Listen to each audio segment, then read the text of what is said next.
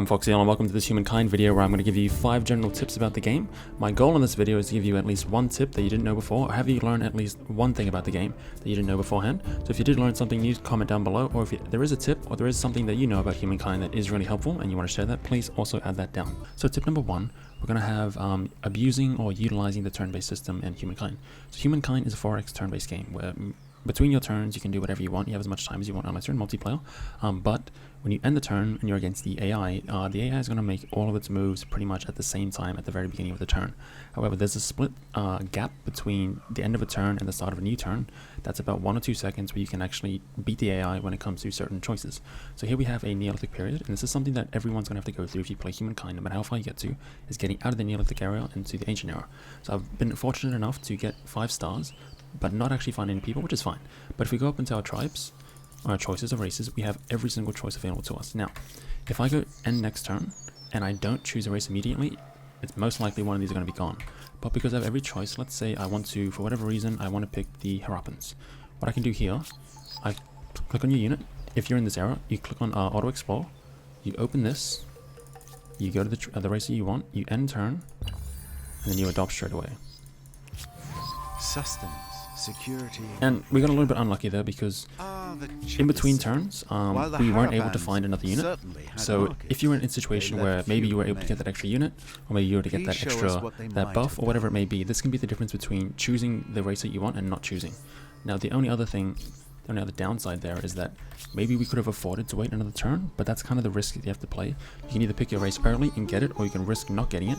But this little distinction between, ending the turn and then taking the option you want straight away can work with when it comes to choosing your race. It's also really helpful when it comes to choosing wonders, because generally wonders get taken really quickly.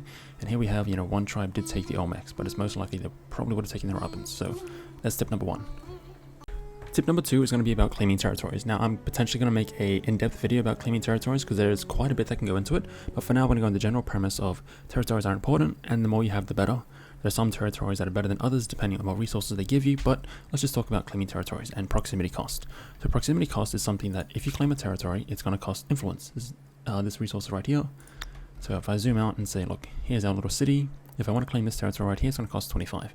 Now any territory I claim that is adjacent to the city that I own, or the attached city, the territory right here, is going to cost 25. If I was to move one territory away, one gap, so here to here, it's going to cost 50. 50. That's 25, then this one is 50. Now, if I zoom in a little bit more, and I can see there's a whole lot of strategic resources right here. I mean, luxury resources right here. Now, it could have been tempting at the start of the game to think, okay, look, if I just claim this, and this, and this, and this, I can claim all of this relatively easily. But one thing I would recommend is don't claim things straight away, but pick a territory that's central to where you want to claim. So this one right here, turn this into a city. So if I was to look at this, and I go to, where's my little person? Hello, sir. Hi, thanks. If I zoom out, right, and I say, okay, maybe if I want to claim all this, it's going to cost 50, 75, 75, 50, 75, and this would have cost 50, which is not too expensive and not too cheap. But what's smarter is that instead of doing this, what I can do here is I can claim the central territory, I can wait for it, save up to 80, spend the 80, and then now if I want to claim everything around this, it's only going to cost 25. So that means I would have saved 25 here, I would have saved 50 here, would have saved 25 here, 25 here, 25 here, which all of that adds up to being a lot cheaper than 80. So it's going to slow you down initially to actually use your scouts to explore and pick a central territory. But if you can put your second city in a position where you want to expand around it, it will make it a lot cheaper in terms of using your influence than if you were to just quote unquote mindlessly just capture territory wherever you wanted to. Next, tip number 3 is going to be about the proximity effect, but this time we're going to talk about faith. Now, faith is something I'm going to make an entire video on because there's a lot I want to say about it, but in its simplest sense, faith is a system in the game that allows you to influence the game by using your faith, especially if you are the faith leader. Now, there are times when you're not the faith leader, other things, talking about the tenets, but for now we're going to talk about spreading your faith and converting. Now, when it comes to converting, you build buildings that produce faith. These are the main ways you want to produce faith. You can also produce faith by having either polytheism or shamanism, which is something you get at the start of the game, but we're going to not touch on that for now. We want to focus on the buildings. These buildings, they determine which territories have which amounts of faith. So as you can see, I have all my faith buildings all right here in this one territory, so it has a nice high score of 198. If you go further away, if you look at these lines, the further you are down the line of this territory, the less the faith is. But if we click over here, this is how the faith, this is how this territory gets its faith. Now, when it comes to building your buildings, it doesn't matter where in the territory you build them. so long as they're in that territory. What does matter when it comes to building the buildings is, so long as they're defendable, that's what counts. But you have two main options when it comes to faith. You can either stack all your faith buildings in one location, your starting location, and then have your faith be kind of equidistant away from everything else. Or you can try and stack your faith towards the borders of your kingdom or your empire, and then have your faith have a higher influence on those bordering you. Now, the other thing to point out, if you want to have faith to influence other continents, you need to have a dock or a trading system. So this one over here, you can't really see it because it's kind of in the way, but there's a dock right there that's trading. Right here.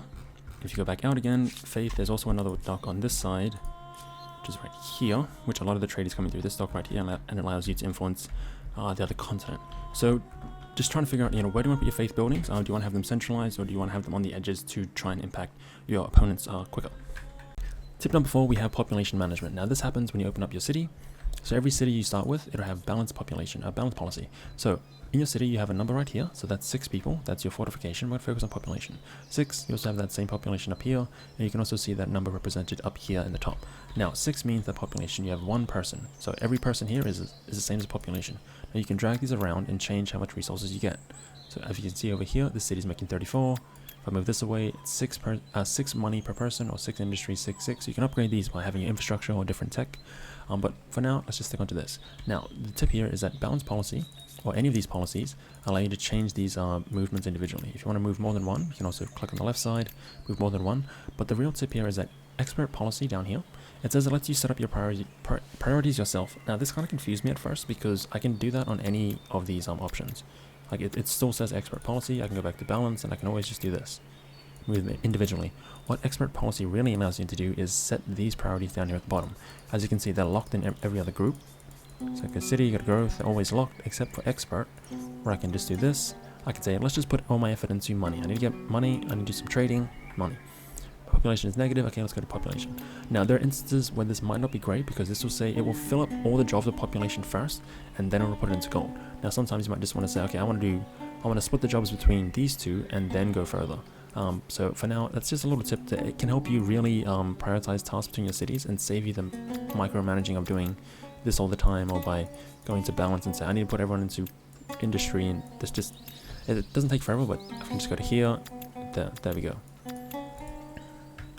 And I've saved my best tip for last, pause. Tip number 5, we have stability. So stability is something that's best represented by looking at cities. So stability in its simplest form is a reaction to expansion. So as you build more buildings or districts inside your city, or as you attach more districts to your city, you lose stability. It becomes more difficult to control things. So the normal ways to combat stability are going to be building certain buildings, getting certain upgrades, maybe getting certain tenants or certain buffs like that. But did you know that you can actually use your units to reduce or increase your own stability? So if you look up here, if I open the little stability bar, it has gains and losses at the very bottom. As you can see, plus 40, plus 52, plus 25, there's some losses over there. Now, if I move my unit next to or on top of a building within that territory, you can see it right here. I go back to the top. You can see right there, plus 5 at the bottom of gains. Now, this is important because your unit has to be adjacent or on top of a building and within the same territory. In this example, we have 2 units right here. But as you can see, this little dotted line right there, this unit actually isn't in this territory. It's actually in this territory over here. So if I was to move this unit over here, I should also counter, every unit gives you 5 stability, right? You see plus 5 down there. So if I move this unit right here, now I should be getting plus 15, because I have plus 5 here, and plus 5, plus 10, plus 15. So open stability, we only see plus 10. What this means is that it's adjacent units, but it's only going to take the highest unit cap, or the highest unit count. So a 2 stack next to your city is more important than a 1 stack, so this thing is relatively useless. So now we see this plus 10. If I was to combine these two, this should now move up to plus 15. As you can see right here, stability plus 15. Now if you add another one, you get plus 20. Now this is where the cap actually kind of stops. You cannot increase this to above. So I can do this little thing right here. I can go here. I can try and show you what happens if you try and increase it above. Go this, I can spend the money and say, look, it's still at 87. If I was to move these 4 over to here, now it's a 5 stack. Open your stability. I'm a complete liar. You can't get more than 25. I have been befuddled. I've never, okay. Look, I'm learning in my own videos as well. Just look at that. It's actually pretty awesome. So it's only limited to 1 stack. So you can have a potential of plus, what's that? 4 times 2? Plus 40. Oh, look, there you go. Plus 40 stability. The more you know. Anyway, those are the 5 tips of this video. Hope you've learned something. Hope you've gained something. If there's a tip or something, if there's a good thing that you think you should add or that should be added into Humankind, please add that down below. FoxyL out. Take care. Be safe.